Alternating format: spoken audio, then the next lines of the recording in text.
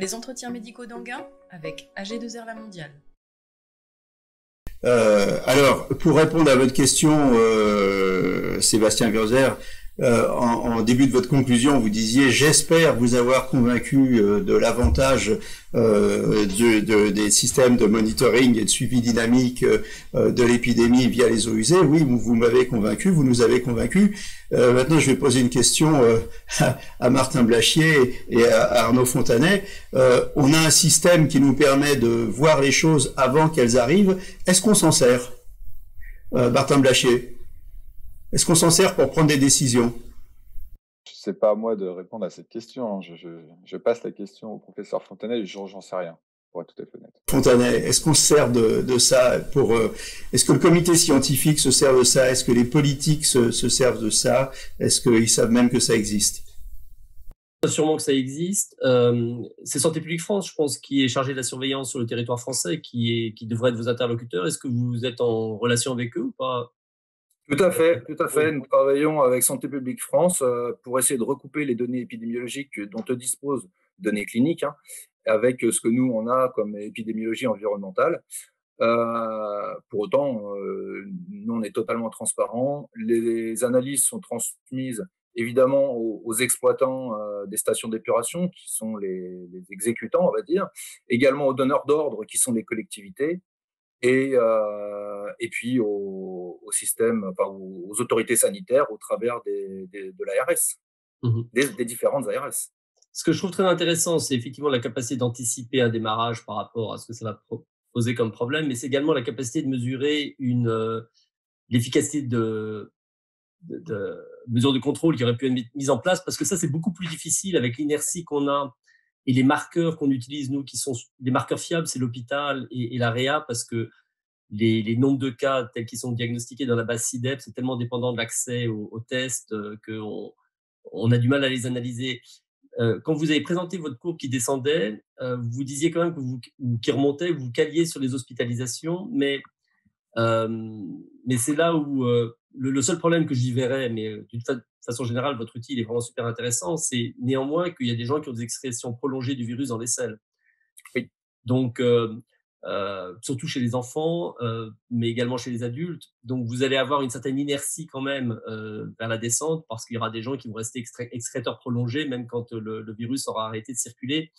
Donc, c'est cette partie-là qui serait aussi intéressante de bien pouvoir analyser, parce qu'on a besoin à la fois d'indicateurs, comme vous le dites, pour les monter, mais je pense qu'on a aussi besoin d'évaluer les mesures, encore plus aujourd'hui qu'auparavant, et que si vous pouviez y contribuer, ce serait très, très important. Comme vous l'avez dit, professeur Arnaud Fontanet, quand vous avez fait votre exposé, comme vous l'avez dit, il faut un cocktail en fait de mesures. Alors, on a bien vu qu'il y a des inerties à la montée, et l'inertie à la montée, peut-être que les eaux usées peuvent être une réponse. Et il y a des inerties à la descente, mais l'inertie à la descente, vous, avec les signes, avec les mesures des gens qui quittent les services de réa et tout ça, on a moins d'inertie. Donc en fait, c'est une combinaison de tout ça, non? Qu'est-ce que vous en pensez? Moi, c'est quelque chose qu'effectivement qui nous a interrogés. Pour autant, d'ailleurs, c'est d'ailleurs pour ça qu'on cherche aussi à évaluer la dynamique de sécrétion des virus, à la fois chez les patients symptomatiques et chez les asymptomatiques, parce que ça, on ne l'a pas. Donc, pour les modélisations, c'est assez compliqué, puisque on considère les asymptomatiques comme des symptomatiques en termes de sécrétion virale, et c'est peut-être pas le cas. Et il y a peut-être aussi également des différences entre un patient qui va être symptomatique, celui qui va être simplement sous oxygène, et celui qui va être en réanimation. Il y a certainement, encore que celui qui est en réanimation, généralement, il ne participe pas trop à la contamination des eaux usées. Mais vous avez parfaitement raison. Et ce qu'on voit à l'issue de la première vague, c'est que finalement, on n'a pas tant que ça une excrétion prolongée, on va dire, à travers les eaux usées, moyennée sur l'ensemble de la population. On est vraiment très rapidement, le 11 mai, au moment du déconfinement, on était un petit peu sceptique, pour ne pas vous le cacher, mais pour autant, le 11 mai, on était repassé à des niveaux complètement indétectables dans les eaux usées. Aujourd'hui, on estime, alors c'est des estimations, encore une fois, à prendre avec des pincettes, mais que quelques personnes sécréteurs sur 100 000 habitants devraient être détectables dans notre système. Donc voilà, l'inertie de la sécrétion dans les selles, on l'a pas trop vu lors de la première vague, mais pour autant c'est un système qui permet. J'ai des questions qui arrivent sur Internet. Pardon, excusez-moi, je voudrais juste terminer. Mais c'est ce que vous avez montré dans vos heatmaps, c'est que voilà, on avait une population très jeune, enfin beaucoup plus jeune début de l'été, qui fait qu'il y a eu moins de cas hospitalisés, mais que nous, on le voyait à travers les eaux usées que ça se propageait. Là, si ça se passe dans l'école, et vu que les enfants sont des excréteurs plus prolongés dans les selles que les adultes, ça va. Voilà, enfin bon, je complique un peu les choses, mais c'est juste pour dire que c'est à la fois passionnant et qu'on a besoin de vous pour essayer d'affiner les mesures.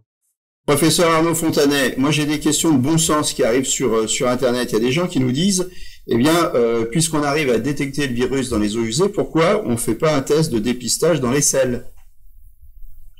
Ah, oui, bah, ça se fait sur des patients hospitalisés. Après, il faut voir qu'est-ce qui est pour les patients le plus ou les personnes qui viennent consulter, qui est le prélèvement le plus acceptable. Hein. Je pense que le tube dans le nez, c'est pas très drôle, mais c'est quand même bien standardisé maintenant. On sait que c'est très sensible et spécifique, donc je pense qu'on va y rester.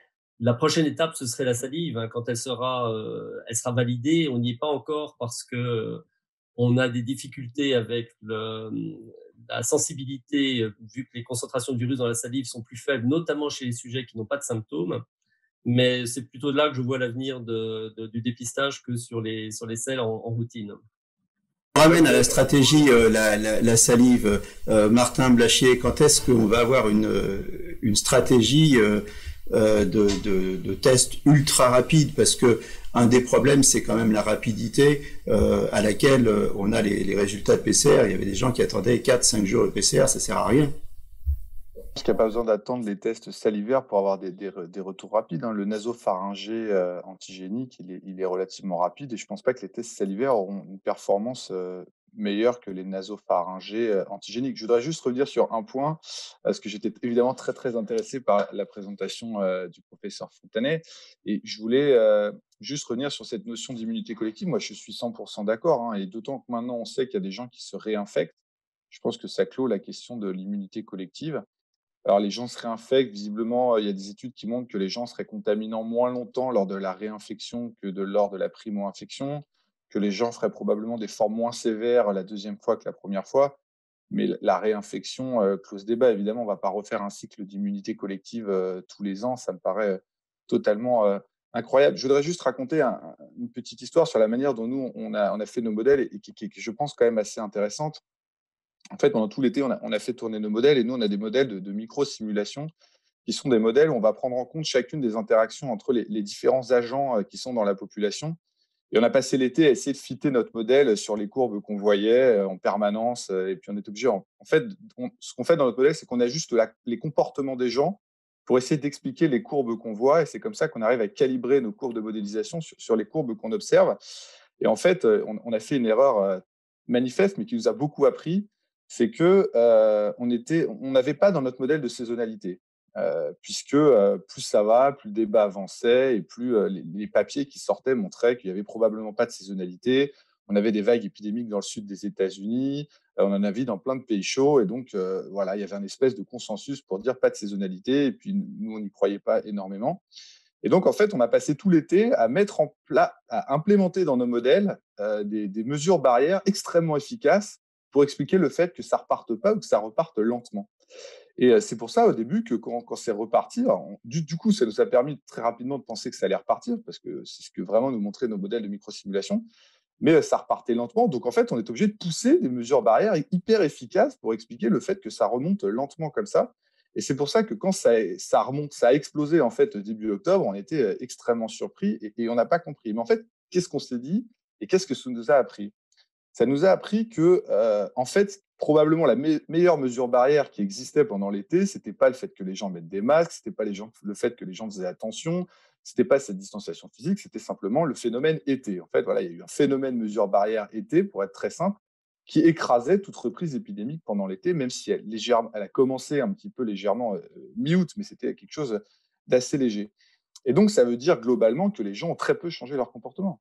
Ça veut dire qu'en France, on ne peut pas considérer qu'il y a eu un changement de comportement majeur entre la première vague. Donc, le retour des jours heureux a été effectif, en fait, dans la population. Les gens ont vraiment repris et la rentrée s'est faite de façon importante. Et d'ailleurs, c'est amusant parce que nous, pour expliquer la cinétique virale, on est obligé de pousser, par exemple, des taux de télétravail importants.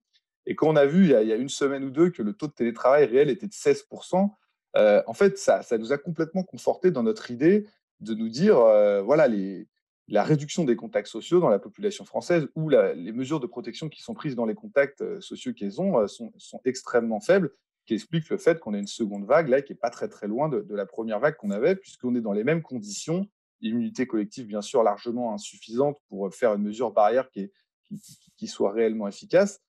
Et donc ce que je veux dire, c'est qu'il y a une incertitude clairement en France sur la capacité que les gens ont de changer leur comportement. Et ça, c'est extrêmement important en fait dans la suite de la manière dont on appréhende, parce que évidemment, c'est pas de protéger la population vulnérable et de laisser filer le virus dans le reste de la population. Et je suis tout à fait d'accord avec vous, professeur Fontanet, et c'est exactement ce qu'on a pensé pendant tout l'été, c'est de se dire à un moment de circulation dans la population jeune, la pression sur la barrière que vous pourriez éventuellement mettre entre les deux populations est beaucoup trop forte, ça passe dans votre population vulnérable et vous avez des gens qui arrivent à l'hôpital. Non, le point, c'est plutôt de se dire, comme on a une incertitude majeure sur la capacité que les Français ont de limiter leurs contacts sociaux ou de se protéger pendant leurs contacts sociaux, il y a une telle incertitude là-dessus qu'il faut se donner une mesure de sécurité supplémentaire qui sont des mesures acceptables pour la population vulnérable de protection. Ça ne veut pas dire laisser filer l'épidémie dans la population jeune pour avoir une immunité collective. Je crois que ça c'est clos. C'est effectivement l'objet de notre premier papier, mais ça fait longtemps que je ne dis plus ça, donc je ne crois pas du tout à cette stratégie, je suis d'accord avec vous. C'est plutôt que je dis qu'il y a une telle incertitude sur, un, la capacité que les Français ont de changer leur comportement, et deux, la capacité que l'État aura de réellement leur faire changer de comportement. Parce que je pense que mois après mois, et ça va durer jusqu'à l'été, il va y avoir une pression sociale qui va être particulièrement importante. Donc je pense que c'est un risque très élevé de ne pas préparer une protection de la population vulnérable quand on sait l'incertitude qu'il y aura pour le gouvernement et pour les Français eux-mêmes de changer leur comportement. Je vais prendre un exemple très simple et je finis là-dessus. Moi, je pense que le couvre-feu qui a été mis en place a un certain effet et je ne serais pas très étonné qu'on voit là, au moment où le confinement a été pris, qu'on a quasiment les contaminations qui baissent parce qu'on a finalement les mesures pré-confinement de couvre-feu qui ont déjà une efficacité. C'est un peu ce qui a été vu en Irlande. Mais ça veut dire quoi? Ça veut dire que pour contrôler, on va être obligé de mettre des mesures type couvre-feu, type fermeture des bars. Quand est-ce qu'on pourra réouvrir les bars? Quand est-ce qu'on pourra réouvrir les restaurants? Voilà les questions qu'il faut se poser. Et comme je pense qu'il y a une incertitude sur le fait que les gens vont respecter ces mesures-là et que ces mesures seront acceptables dans la société, je pense qu'il faut se donner une deuxième mesure de protection qui va être qu'il y a un minimum de protection de la population vulnérable. Parce que si ça nous échappe dans la population plus jeune, il faut qu'on ait blindé la protection de la population vulnérable. Et encore une fois, ça ne veut pas du tout dire les confiner. Parce que moi, les gens vulnérables, du coup, ils m'écrivent toute la journée parce que je représente cette stratégie-là. Et ils me disent, mais vous vous rendez compte, vous nous empêchez. Mais pas du tout, j'empêche pas du tout les personnes vulnérables de sortir. D'ailleurs, je ne comprends même pas qu'on puisse avoir une quelconque mesure qui empêche les gens d'aller se promener, même au-delà d'1 kilomètre. Ce n'est pas ça le problème. Le problème, c'est les interactions sociales. Et je pense qu'il faudrait réussir à avoir un plan de quelque chose de viable jusqu'à l'été pour quand même minimiser le risque dans cette population, puisqu'on n'est pas certain de ce qu'on sera capable de faire pour le reste de la population. Voilà, c'était juste pour corriger, parce que je suis tout à fait d'accord avec vous. L'immunité collective qui va enfoncer la barrière qu'on aura mise sur la population âgée, ce n'est pas du tout imaginable. Et l'immunité collective, je n'y crois pas, ne serait-ce parce que les gens seraient infectés. Et à quoi il pourrait ressembler ce plan? Eh ben, ça a fait, il y a 48 heures, on a fait une réunion avec les associations des retraités de France et on a discuté avec eux. Ce plan, ça pourrait être, par exemple, de clairement leur dire qu'il jusqu'à l'été, il ne faut pas qu'ils aillent dans les fêtes familiales. Et être clair, c'est-à-dire aller dans les mariages, aller dans les fêtes, tout ça jusqu'à l'été, il ne faudra pas le faire. Peut-être qu'il faut passer à un niveau de masque qui est supérieur, mais pas simplement leur permettre d'aller les chercher en pharmacie, leur donner simplement soit des FFP2, soit des masques chirurgicaux pour limiter le risque. Peut-être qu'il faut les équiper de tablettes pour qu'ils prennent l'habitude d'avoir des échanges numériques. C'est quand même dommage qu'ils ne puissent pas le faire, alors que ça peut leur éviter certaines choses. Voilà, moi, je ne suis pas un spécialiste de la personne âgée, de la silver economy, mais je pense qu'il pourrait y avoir un plan où on limite le risque sur cette population pour se donner un tout petit peu de marge de manœuvre sur le reste de la stratégie. Il y a une quinzaine de mesures qu'on a listées avec eux. Je pourrais les partager avec vous. Je ne me souviens plus de la totalité, mais je pense que c'est quelque chose qui est faisable. Arnaud Fontanet. Je crois que pour nous, en fait, on commence chacun de nos avis du conseil scientifique en disant il faut que les personnes âgées se protègent. On le met on le retourne, c'est-à-dire qu'il ne faut pas les protéger, mais il faut qu'elles se protègent. On veut vraiment leur laisser l'initiative. C'est compliqué, c'est difficile et je partage. Alors, Martin, je t'invite à m'appeler Arnaud parce que moi, vraiment zéro souci. Beaucoup de respect. Non, moi, l'inquiétude que j'ai aujourd'hui, ça a été. Alors, on peut s'interroger sur qu'est-ce qui s'est passé fin septembre et le redémarrage de début octobre, qui n'était pas simplement en France, mais dans toute l'Europe. Mais j'ai quand même le sentiment que le refroidissement de fin septembre a joué un rôle. En regardant région par région la courbe de température et puis ce qui s'est passé 5 à 10 jours plus tard, que ce soit en France ou dans le reste de l'Europe, on a vraiment l'impression et ça m'a fait extrêmement peur parce que ça nous a tous rappelé qu'on est devant un virus qui, en période hivernale, va bien circuler. L'expérience des précédentes pandémies nous avait montré que des virus qui deviennent purement saisonniers, comme par exemple le H1N1 2009, ont le premier été, quand il n'y a aucune immunité en population générale, ils arrivent quand même à circuler même l'été, alors que c'est pas un moment très favorable pour leur circulation. Le H1N1 2009, il avait circulé en Angleterre et après, en 2 ans, avec l'aide de l'immunité croisée des autres virus grippaux, il est devenu complètement saisonnier. Et pour ce coronavirus, il y avait un papier que tu avais dû voir, Martin, de Kissler, l'équipe de Mark Lipsitch, Harvard School of Public Health, très tôt dans l'épidémie, en mars, où il mettait vraiment, il donnait 40% de diminution, je dis ça de mémoire, de la transmissibilité du virus pendant l'été parce qu'ils pensaient qu'il y aurait un facteur saisonnier. C'était vraiment une hypothèse forte qu'ils ont utilisée dans toutes leurs simulations. Et bon, voilà, je crois qu'on sait sur les virus respiratoires d'une façon générale qu'il s'agisse du fait que les gens sont plus en milieu intérieur quand il fait froid et moi je l'exclus pas, mais bon voilà, il faut rester très prudent et qu'il y ait un vrai effet sur le virus lui-même en termes de résistance, que ce soit sur les surfaces ou peut-être dans l'air, parce que c'est un virus qui est fragile à la température. Après, c'est vrai qu'en milieu intérieur, les températures varient pas énormément, c'est en milieu extérieur qu'elles varient. Donc j'arrive pas à réconcilier tout ça, mais on s'attendait quand même à ce qu'il y ait un été un peu plus facile parce qu'il ferait chaud, les gens seraient en tout cas plus dehors, etc. Et puis qu'à un moment ou un autre de la rentrée, alors nous on avait dit, on n'a pas de boule de cristal, on avait dit fin octobre, début novembre parce que c'est là où il fait faire froid. Il se trouve qu'on a eu une semaine extrêmement froide fin septembre. J'ai pas pu vérifier ce chiffre, mais je crois que c'est depuis 74, il n'a jamais fait aussi froid une dernière semaine de septembre.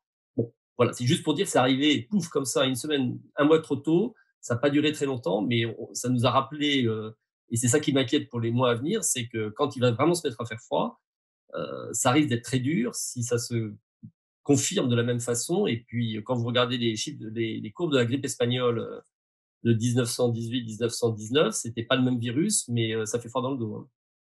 Alors, il nous reste 5 minutes de table ronde. J'ai quelques questions sur Internet, mais qui tournent tous un peu autour de la même chose. Parce que on a entendu les présentations des uns et des autres au cours de la matinée. La réanimation, on dit que bon, on a fait des progrès, mais bon, il n'y a pas vraiment de traitement. Vous nous dites que les courbes sont pas forcément encourageantes. On nous l'a dit dans des présentations précédentes. Alors les gens nous disent bon, le vaccin, c'est pour quand? Parce que ça a l'air d'être la seule issue finalement. Qui veut répondre là? Vous êtes sans voix les uns et les autres. Arnaud Fontanet, tiens, je vais vous appeler Arnaud moi aussi. Arnaud. Les uns les autres parce que bon, moi je suis pas dans le secret des dieux, mais je lis beaucoup évidemment sur ce qui se raconte. J'ai vu que Moderna allait nous donner leurs premiers résultats un peu plus tôt que prévu, pas aussitôt que Donald Trump aurait voulu, mais fin novembre. De toute façon, je pense que des résultats un peu consolidés sur les 9 vaccins qui sont actuellement en phase 3, il faudra attendre début 2021. Là, la vraie question va être d'abord, est-ce qu'on a des vaccins qui sont parfaitement sûrs? Parce que je pense que la population voudra des vaccins sûrs. Bon, il y aura forcément des effets indésirables, comme tous les vaccins, avec une petite rougeur, une petite douleur, un peu de fièvre. Mais ce qu'on veut pas, c'est des problèmes type Guillain-Barré ou des choses comme ça qui sont quand même beaucoup plus importants. Je rappelle qu'AstraZeneca a eu épisode de myélite transverse sur un des vaccinés, ça fait quand même un petit peu froid dans le dos. Et puis, donc ça, on aura ça sur début 2021. Là-dedans, il faudra, s'il y en a qui sont sûrs qu'ils aient une efficacité. Alors, la Food and Drugs Administration américaine a mis la barre à 50%. Hein, c'est pour dire qu'ils ne sont pas. Voilà, ils se contenteront déjà d'un vaccin partiellement efficace qui rejoindra d'autres mesures dans la protection, hein, qui ne sera pas le magic bullet qui va nous éliminer ce virus. Hein. Je pense que dans les premières années, en tout cas, il faudra continuer d'associer d'autres mesures au vaccin. Et je considérais comme une excellente nouvelle si parmi tous ces vaccins, il y en avait au moins un qui était déjà très sûr et partiellement efficace. Et après, ça sera tout le problème de la production. C'est-à-dire qu'on est 7 milliards de personnes qui pourraient vouloir être vaccinées. Il y a 2 doses à chaque fois parce qu'il n'y en a quasiment aucun qui sera un vaccin à une dose.